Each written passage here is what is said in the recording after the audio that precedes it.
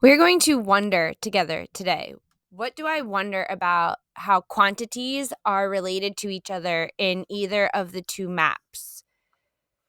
We have on slide 4 a map from the Ventusky weather website, and that looks at temperature, perceived temperatures in both Celsius and Fahrenheit. The second option is on slide 5, which aim to capture the exact same window and scale of the Earth in this type of taking a spherical object and putting it into a rectangle. So it tried to grab that same sort of view, but give us this layer that we often see from maps, which is not the satellite coverage. Again, the goal of this video is to answer this prompt. I wonder how these two quantities are related to each other. Furthermore, we can pair up with the noticing prompts. They fit well together. We can take whatever we wonder and then also try to see if it'll fit into a sentence frame with noticing. I notice, and maybe as a possible solution or possible answer to our wondering.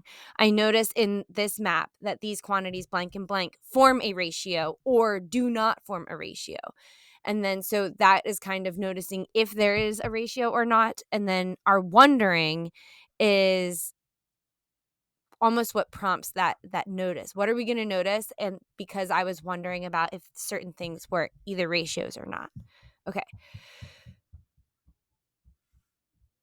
When you go to take notes on this, you may choose to open up your very own Google slide, just a note, and you can drag and drop items into a new Google slide. Oh, that's why I need my mouse.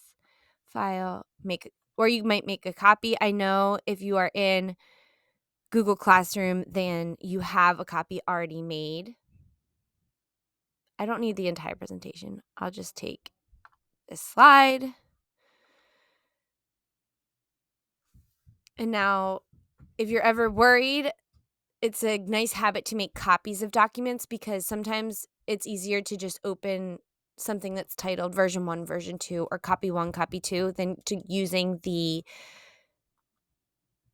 history tool, the version history. The version history sometimes can be less user-friendly regardless. So now I can say, demo, copy, and specifically leave myself a note that I'm focusing this slide on the notice and wonder. So I might leave weather and ratios, warm up and closure. In the front, I'll put Flynn, demonstration, or notice, and for wonder. For weather and ratios, the warm up and closure. Naming files is a skill you want to build because it will help you stay organized and find things quickly. For example, open notes tests are only helpful if you're organized. So that would be a way to be able to search through your artifacts and resources to get what you need. Okay, so now that this is my version, I can, write my name. Which one do I want to choose? So I'm going to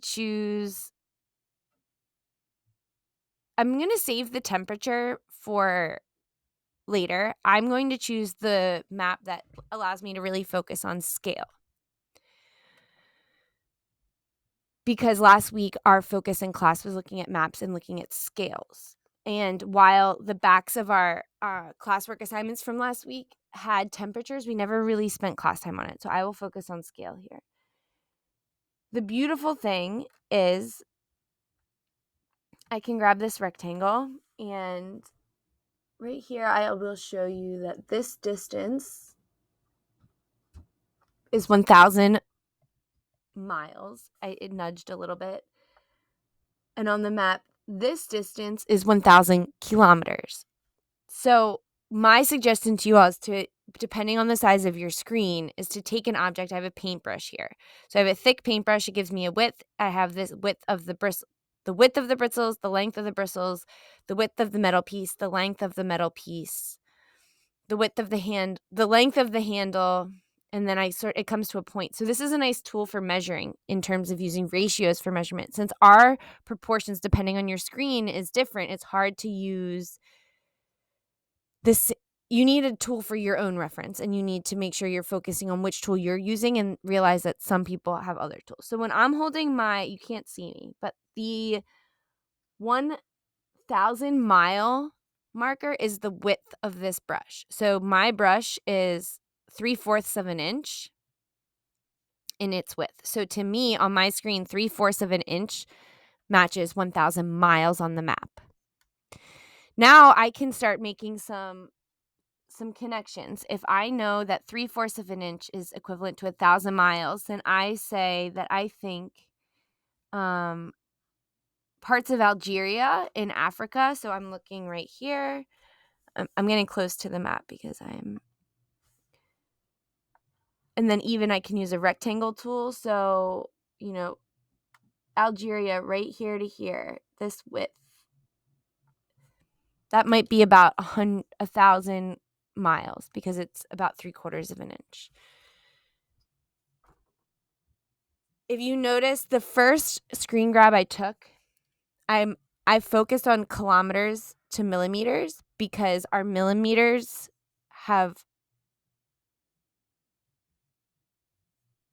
are based on our 10 system, and the centimeter marks are sometimes a little bit easier to navigate when we're dealing with maps because inches might just be too big of a unit. When you all have a phone or a screenshot or even your Chromebooks, they're kind of small. So I chose millimeters because I felt like the millimeters were smaller than the smallest part of an inch that we could work with, which is often 1/16.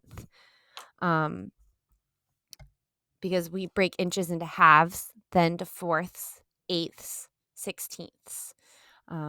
Instead of with meters, kilometers, millimeters, it's all base 10. So 10 millimeters to a centimeter, 10 centimeters to a decameter, 10 decameters to a meter, etc. So there we go. Okay, I'll clear the screen and we can do another one. If you are interested in thinking about area, this is something we have yet to explore. So, okay, let me do my wondering. That would be best. Let me escape.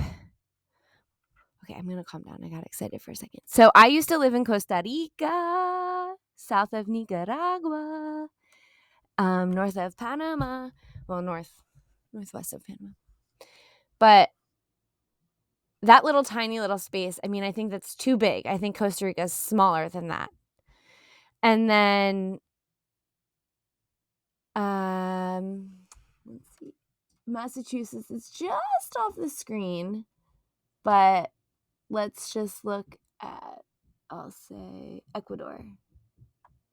So then if we look at Ecuador, and I quickly just look, I wonder how many Costa Rica rectangles would fit in Ecuador. Let's see. And I can make an estimate maybe of how many times bigger Ecuador is than Costa Rica. So I say maybe that Ecuador is 5 times. I wonder if Ecuador's area of kilometers squared of their entire country is about 5 times the area of the landmass of Costa Rica. Now, the issue is when we look at this screen, you'll notice that Costa Rica and Ecuador are very green, which is mountainous. So I'm interested also now, if we think of like the surface area of the ground with the mountains and everything, is it still this like 5-1? Is Costa Rica a fifth of Ecuador? Is Ecuador 5 times the size of Costa Rica? So let's just see really quickly, and then I hope this will help everyone with their assignment. So I am going to choose my map, which is not the temperature map. So for this one, I'm choosing the terrain map, which is just telling me to type right into the boxes to the right, delete the prompts you do not choose. If you prefer to write on paper, that's fine. I also suggest anybody who is writing on paper to eventually get it into Google apps somehow, whether it's in slides or right into your Google site, however you want to do it. And then you're going to share this with others. So this is me sharing my ideas with others. I'm making this video and now I need to listen to you all. So then you would need to send me yours. And now you all have listened to me. You all can write. I listen to Miss Flynn and then you share me yours and then I can listen to you. But I would also like you to try doing that with your peers. Now, I notice in this map that these quantities form a ratio. Because of this scale, I know that 3/4 inch and 1,000 miles form a ratio because I read the scale and I used my paintbrush. I read the scale and used my paintbrush to measure the line, the drawing that represents 1,000 miles on the map. So you all would have to do that with your own screens because we have different resolutions and screen sizes. You would need to make sure that whatever you put here for inches or centimeters is according to whatever, if you have a paper printout, if you're switching back and forth from a piece of paper to your Chromebook, then those actual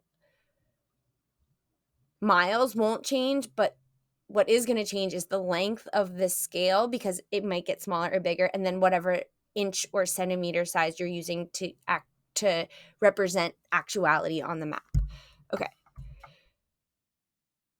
So then I wonder how they're two related. So I wonder how these two quantities are related to each other. And I'm wondering about the area of land in Costa Rica, which is measured in kilometers squared, okay, and Ecuador's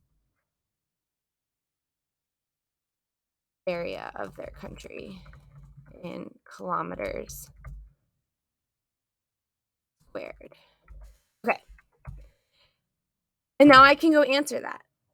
And then in my what's going on, I can explain that. So the scale in this map represents, and then I can explain it. And the drawing in the map models, it can show us relative area. But I wonder, is it? And this is really cool for you all to explore if you're interested in this. And I have a lot of resources. So if this specific wondering and noticing is interesting to you, reach out to me because I have more resources for you that might really open your eyes to the world of map making as a science and as an art, and how mathematics plays a role in making maps, because we have quite the problem in that we live on a sphere and we often communicate on rectangles.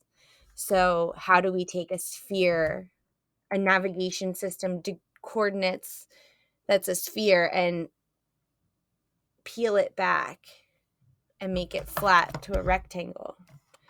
There's not going to be all aspects in proportion. So how are we making this map? By the coordinates, and what is that doing to skew the size of the map? So just a quick preview of those of you still watching. Map making and skewing the size of countries. And there's some really good videos out there